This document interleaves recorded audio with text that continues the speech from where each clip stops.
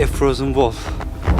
If you don't move, you freeze. Imagine a village where temperatures drop as low as minus 71.2 degrees Celsius. Here, spending just a few extra minutes outside can lead to frostbite, the loss of a limb, or even end of life. Is it frostbite? Oh, yeah. After staying outside for just over 15 minutes, my nose turned white. Ice crystals began forming inside the cells, and the tissue started to die. If I had stayed out 5 minutes longer, my nose would have suffered permanent tissue damage. When people breathed outdoors, it would sound like dry grass rustling behind them. That was the sound of warm breath turning into tiny ice crystals. I'm in the coldest inhabited place on Earth, at the coldest time of the year. This is Oymyakon. Just to stay alive, I'm wearing more than 20 layers of clothing, weighing nearly 14 kilos. Stepping outside from a warm 30 degrees Celsius home means facing a temperature drop of over 100 degrees. That's why I'm also wearing gloves, boots, pants, and a coat, all made from reindeer fur. And even that's not enough. And now, I'm about to show you what life is like when simply going outside becomes a battle for survival. Within seconds outside, ice crystals start forming on the eyelashes, and the skin starts to sting. The village feels like it's been abandoned. The cold burned my finger. The cold doesn't just affect people and wild animals. It stops everything from functioning. Phones don't work properly and often shut down. Cars left outside freeze in just a few hours. Since the ground is always frozen, no fruits or vegetables can grow here. We boarded a plane in Moscow, flying east for 7 hours to Yakutsk. From there, we covered an 18-hour, 900-kilometer road trip. It's 2 a.m. and we finally arrived at the coldest village in the world. The thermometer reads minus 60.5 degrees Celsius. When we stepped out of the car, it felt like we were on another planet. The hairs in our nose were frozen, and we felt them prick with every breath. The dry air makes us cough uncontrollably.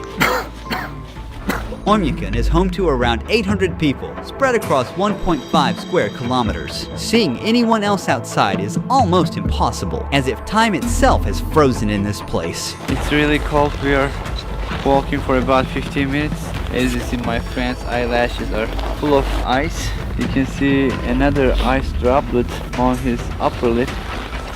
Oymyakon, our land surrounded by mountains. It gets brutally cold here. The temperature drops to minus 63 degrees Celsius or even minus 64 degrees Celsius.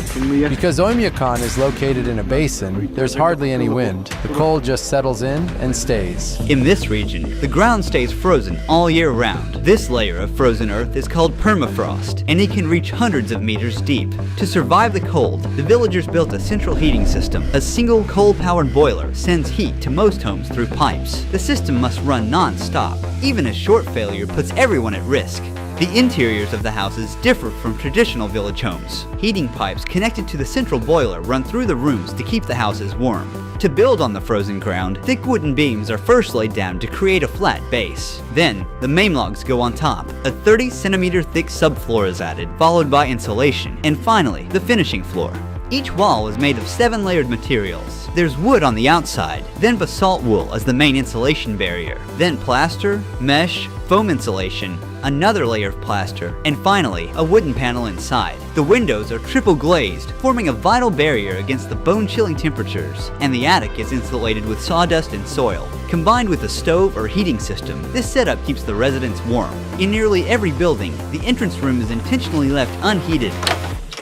We freeze everything in the front room. Look at this refrigerator, natural. Here, I have frozen milk and frozen meat that I store in the cold.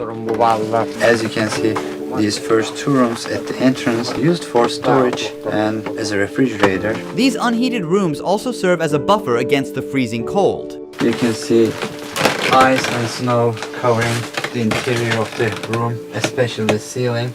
In Oymyakon, the day begins early. Yevdokia is already at the barn. Cattle farmers here wrap a cloth around the cow's udder to protect the sensitive tissue from frostbite and to keep it clean. The udder isn't at risk of freezing anymore, but once the milk starts flowing, we have to be careful. Because of the extreme cold in Oymyakon, no water pipes run to the buildings. They would freeze almost instantly. The cows must step out into the cold every morning and make their way to the river to drink. One by one, they step into an icy hell, moving quickly, knowing they must return. With ice almost immediately. This part of the river is not frozen because it is coming fresh from the mountain. Underground spring water meets with river and keeps this part of the river unfrozen. Then all of a sudden, my whole face went numb. I couldn't move the muscle on the left side, like I was having facial paralysis. When my nose started freezing, Yevdokia noticed right away. Is it frostbite? Yeah. The cold shrinks the blood vessels and eventually reduces blood circulation. Without enough warmth, water inside each cell freezes into ice crystals, causing the cells to rupture and triggering a stabbing pain and tissue to die. You should cover your face like this. While covering your face. Be careful, or it might turn black. From this point on, until the end of the documentary shoot, I won't be able to stay outside for more than 10 minutes at a time, or my already frostbitten nose could get even worse. But as the documentary progresses, and the temperatures drop even further, we'll be pushing our limits to show you what survival here truly demands. Here is the cure. This is aloe and just alcohol. You soak it like this and apply it to the area that's frozen. And don't rub it, okay? Otherwise, you'll damage the vessels in the capillaries, and it'll lead to sores. Then Yevdokia began her daily chores by hanging freshly washed clothes in the yard. Within just minutes, they completely froze solid. Her clothes are completely frozen. My hands are freezing.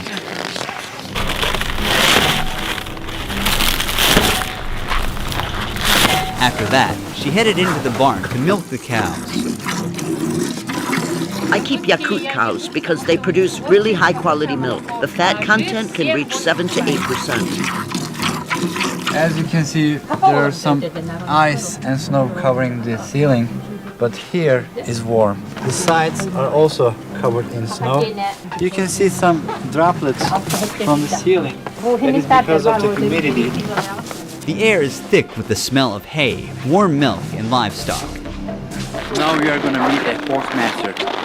We're about to see the wild Yakutian horses in their natural habitat. Mikhail, Ruhi. here are the Yakut horses. The conditions here are so harsh that only they have been able to adapt. What is the temperature today? It's somewhere around minus 50 degrees Celsius here. It's also hard to be outside for a long time. We have a system of fences in the open area. They mostly graze freely. These Yakutian horses don't need heated shelters, as they can endure minus 70 degrees Celsius outdoors day and night. Unlike regular horses, they are short. This also helps them to stay outside during winters, because short body means it can radiate heat to a smaller area. Their body looks very puffy, very rich in fat and round. This is because of their thick fur. And also their horseshoes are very tall, allowing them to stand on this freezing ground very long time. They're not captured. They're just being fed here. Their body means food. This is horse meat. They eat it here. As you can see, it got a lot of fat. This is one packet, a packet of a horse meat. This was ordered and it's going to be sold to a customer. This large pile of hay has been stored since summer. It's the main food supply for the horses during winter.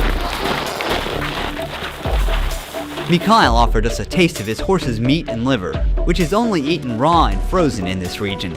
Raw horse meat.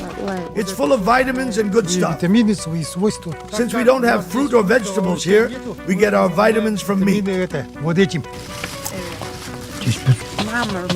Tastes like ice. I can't feel the taste of it because it is frozen. This is the liver. In Oymyakon, daylight lasts only about 4.5 hours in January. It's 3 p.m. now. As darkness falls, we're calling it a day. Before cars, animals like horses, cattle, and of course reindeer were used for transportation. Reindeers are very important in this region, not just for transportation, but also for its meat, skin, and also milk. About half a kilometer beyond the village center, frozen forest of Oymyakon begins. In this village, most people herd animals for a living, but for those like Ivan, hunting becomes the main source of income. I am a man of the forest. These lands are my hunting grounds, and here is my tent, my home.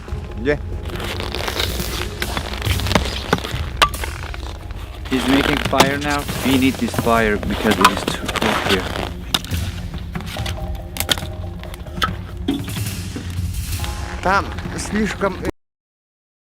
The ice underneath is thin. We made our way to the frozen river to check the fishing net he had set the day before. Ivan warned our cameraman just in time. He was about to step onto a cracked patch of ice. One wrong step could cause him to fall into the water. Oh, hey! And get wet.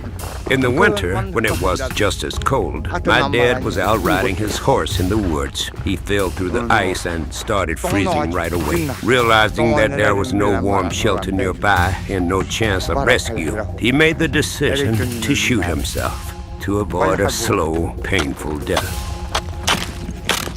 Oh, some weather special ones. It's already frozen.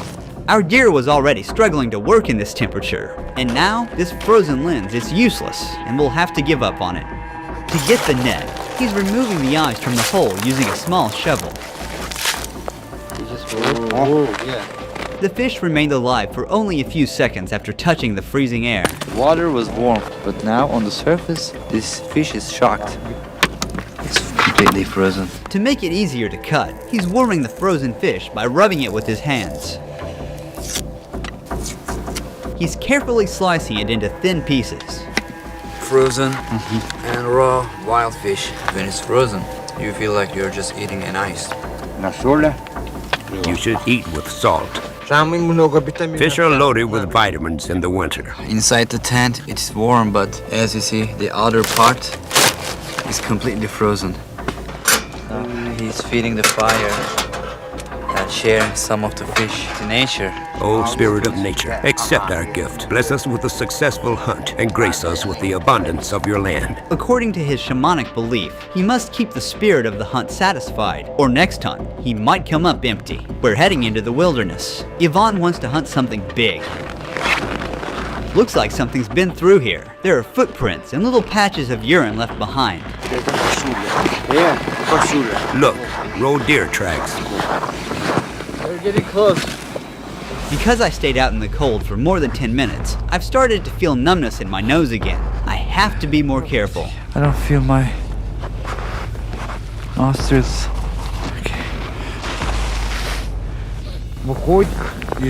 From that side, it ran towards the forest. That's where I'll set the trap. He hopes to catch a large animal. The hunter knows the animal follows the same path every day, so he's placing the trap along his daily route. He's covering the trap with snow. He's using a dog's tail to remove the traces smoothly. We'll return to this spot later to see what he catches. But first, Ivan wants to check the trap he set yesterday. He scans the snowy landscape carefully. Everything here is like a book to me. When the snow falls, I track how many animals there are by their footprints. I already know how many animals live in this area. The Saka are a Turkic people who migrated from Central Asia, and I'm from Turkey, a country whose roots also trace back to the same region. Before we continue with the documentary, I'd like to thank the sponsor of this project and explore how closely I'm connected to these people. I received this at-home DNA testing kit from this project sponsor, MyHeritage, to discover my real ethnicity. It's super easy to use. The kit comes with a swab. All I have to do is rub it inside my cheek for about a minute, then I'm placing it in a vial, snapping it at the black line, I'm packing everything up and sending it to return address. In about 4 weeks, my results will be ready online and I can't wait to learn my roots. Finally, the day has come. I got an email from MyHeritage. Let's see what my DNA says. To be perfectly honest with you, I have no idea what to expect. 47.3% Greek and Albanian. It's almost half. I always knew that my grandma was from Albania and now I have no doubt. Then there is 40.5% Turkish and 4.7% South Italy. My roots stretch all the way to Central Asia, it is 3.4%. This is where Turkic people originally come from. Then there are more slices of other ethnicities. MyHeritage can even pinpoint the exact locations my Turkish ancestors came from. When I click here, I can see my DNA matches. Here is someone who shares 4% of my DNA. I don't recognize this person, but he is listed as my parents' first cousin. I also have second and third cousins here. Actually, more than 1,600 DNA relatives. Finding out all this was so amazing. Huge thanks to MyHeritage for sponsoring this video. If you want to discover your own ethnicity, make sure to click the link in the description box or scan the QR code. Use the code RUHI29 to get your DNA kit for just $29, euros or pounds. That's a huge 67% discount, the lowest price ever offered. The DNA kits can be shipped worldwide except Turkey, Brazil and France. However, everyone can still build and track their own family tree using MyHeritage's Family Tree feature, which comes with a 14-day free trial. MyHeritage matches your family tree with 34 billion records and millions of family trees to find new discoveries for you. Let's get back to the video now. There it is, lying on the snow. A solid catch. You got a hare. A very big one. Quite enough for all of us to eat. It wasn't the trap that killed it. The freezing cold did as he lay there, stuck and helpless. So, the nature has no joke here. This trap is smaller than the one we set today. I'm curious to see what the next catch will be, but for now, there will be meat on the fire tonight. In Oymyakon, there are a lot of hares. During the war, it was actually because of hunting hares that our people survived. Tamara cooked the hare and prepared a dinner table at her house. It doesn't have any fat in it. It's a very lean meat. Some of the upcoming scenes were among the hardest to capture. Thanks to the help of the Ulangovs, the leading YouTube channel on rural Russia, we were able to make it happen.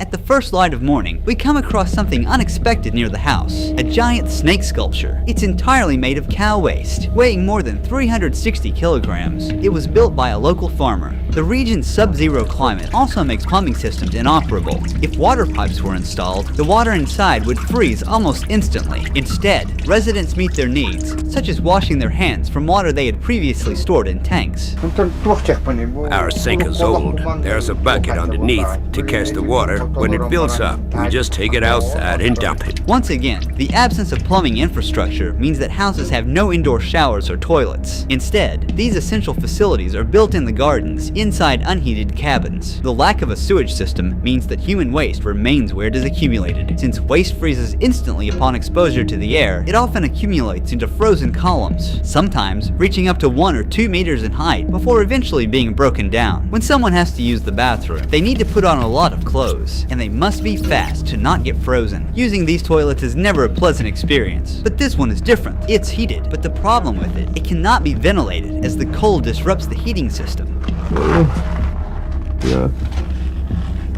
This type of toilet is still preferred to be protected from the cold, despite the unpleasant odor that accumulates inside.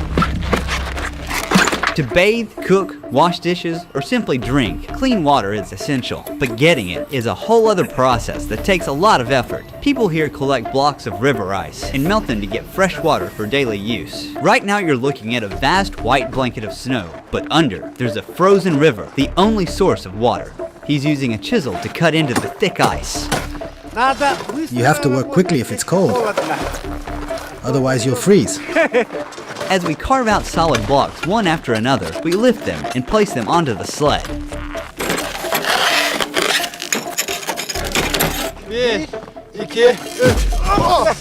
Yeah. We've loaded as many ice blocks as a sled can carry.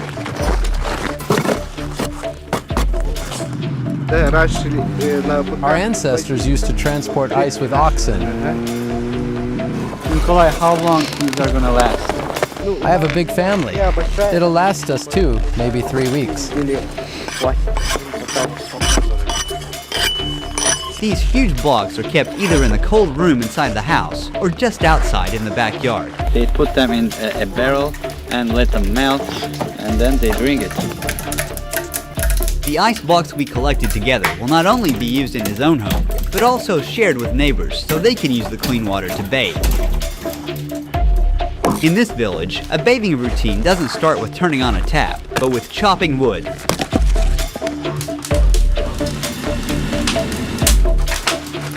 The boy is grabbing a large chunk of ice given by Nikolai, and he's bringing it inside.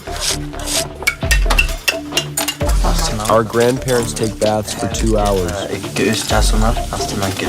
We usually stay for about an hour and a half. How long does it take for you to complete your bath? The whole process takes around 4 or 5 hours. We bathe once a week on Saturday or Sunday.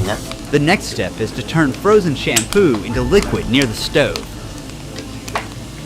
They're rinsing themselves using a ladle.